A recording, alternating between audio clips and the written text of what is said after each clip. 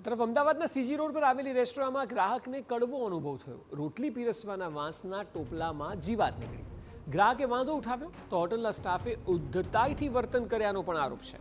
પરિવારજનોને હોટલના કિચનમાં ન જવા દેવાયા. ગ્રાહકે બિલ માંગ્યું તો હોટલના મેનેજરે બિલ આપવાની પણ ના પાડી.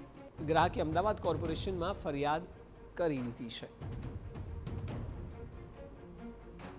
એટલે એક તરફ રોટલી પીરસવાના વાંસના ટોપલામાં જીવાત નીકળી એ વાતની ફરિયાદ કરવાની હતી, પરંતુ ફરિયાદને પણ કન્સિડર ન કરાઈ.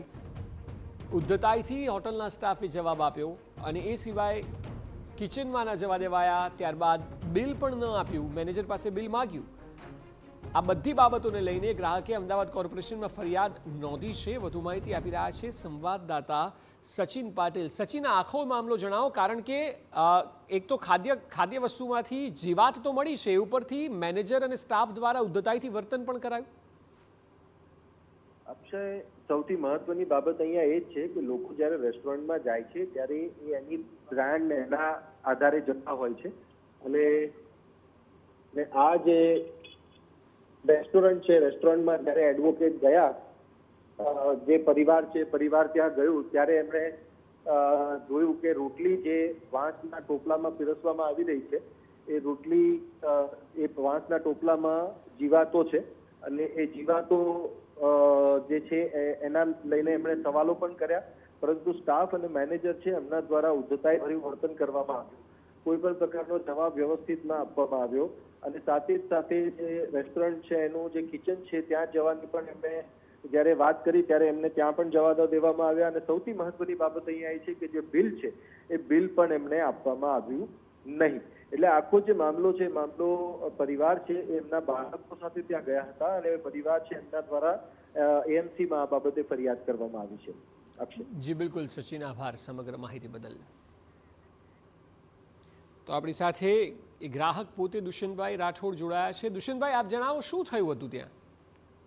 અમે એ દિવસે 18 તારીખે પરિવાર સાથે ત્યાં હોટલમાં જમવા ગયા હતા અને ત્યાં જમતા હતા ને પછી રોટલી ફરીથી રિપીટ મંગાવવાનું થયું. એટલે રોટલી જે રિપીટ આવી ને એના બાસ્કેટમાં જેવી રોટલી મૂકી ત્યારે એવું લાગ્યું કે રોટલીની જગ્યાએ જીવડા પર પીરસવામાં આવ્યા હોય. તરત અંદર બાસ્કેટની અંદરથી જેટલા જીવડા હતા ને 7-8 જેવા, તે બધા જીવડા ટેબલ પર ફરવા લાગ્યા, જેવું બાસ્કેટ મૂકતાની સાથે જ. એટલે વિડીયોમાં પણ દેખાય છે, તમે જે વિડીયો લીધો છે એમાં જીવાત દેખાય છે. વિડીયોમાં તો 1 કે 2 કે 3 એવા દેખાતા હશે, પણ જ્યારે શરૂઆતના સમયમાં જ્યારે રોટલી તરત ટેબલે મૂકીને ત્યારે તો સખત વધારે જીવડા હતા. એટલે તરત મેં એમના ત્યાં જે વ્યક્તિ હતા જેણે બી આ જોયું એમના સ્ટાફ દ્વારા, એ પણ શોકમાં આવી ગયા હતા. એટલે મેં કીધું તમારા જે ઉપરી અહીંયા મેનેજર હોય કે એમને બોલાવો તો આનું એ થાય, પણ એમને એ બી ના કર્યું. અને પછી તરત મેં અંદર રસોડામાં જવાનો આગ્રહ રાખ્યો, તમે બાસ્કેટ લાયા ક્યાંથી, એ જગ્યા મને બતાવો. એટલે જગ્યા પણ નતા બતાવતા અને બિલ પણ ના આપ્યું. આપણે બિલ માંગ્યું તો બિલની પણ ના પાડી દીધી. હા, એટલે મેં કીધું કે છેલ્લે ચલો હવે અહીંયા તો જમવાનું એ થશે જ નહીં અને પરિવાર સાથે હતા એટલે થોડુંક જમવાનું બી બધાને બાકી હતું. એટલે મેં કીધું અહીંયા બિલ કરીને આપણે બીજી જગ્યાએ જઈશું, પણ એમણે બિલ પણ ના માંગ્યું કે અમે તમને બીજું જમવાનું આપી દઈએ, તમે બિલ તમને નહીં આપીએ એમ. અચ્છા. એટલે મેં કીધું અહીંયા કોઈક એવા રિસ્પોન્સિબલ પર્સન બી ના હતા કે તો પછી દુષ્યંતભાઈ, હવે કોર્પોરેશનમાં ફરિયાદ કરી પછી શું, મતલબ પ્રશાસન શું કરી રહ્યું છે, કોર્પોરેશન શું કરી રહ્યું છે? એટલે કોર્પોરેશનમાં એ દિવસે ત્યાં બિલ તમે કોઈ બી ઓર્ડર કરો ને એટલે એ લોકો નંબર નોટ કરતા હોય છે પહેલા, પછી ઓર્ડર લેતા હોય છે. એટલે એ દિવસે તરત રાત્રે ફોન આવ્યો તો મારી પર ત્યાંથી એમ મુકામાંથી. પછી બીજા દિવસે એમના કોઈક અધિકારી ઉપરના ગુજરાત હેડના બી ફોન આવ્યો હતો. એટલે એમણે મને એવો સંતોષકારક જવાબ આપ્યો, તમે હાલ કંઈ કરતા નહીં, અમે તમને મળીએ છીએ આ છે. એટલે હું એમને ઓપોલાઇઝ થાય છે કે નહીં, એમના કસ્ટમર આટલી મોંઘી હોટલ રેસ્ટોરન્ટમાં એમના કસ્ટમર માટે એમણે શું કરી શકે છે, આટલી એમની બેદરકારી અને આટલું એમનું મિસબિહેવિયર હોવા છતાં એમના તરફથી શું જવાબ આવે છે એની હું રાહ જોતો હતો.